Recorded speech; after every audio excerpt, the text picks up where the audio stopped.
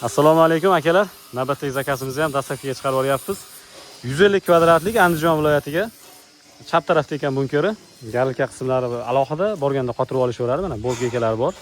Bunkeri miyalari narigi tarafda, mashinaning ichida, stabilizator bilan komplekt.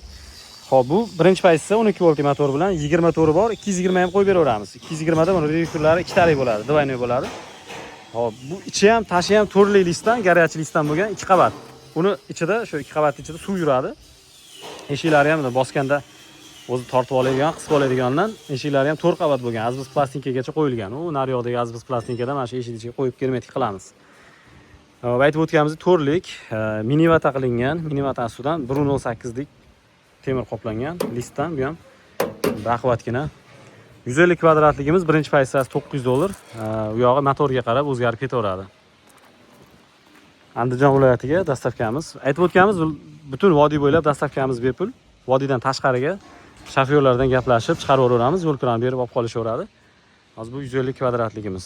150, 300, 200, 500 minggacha tayyorlab beraveramiz.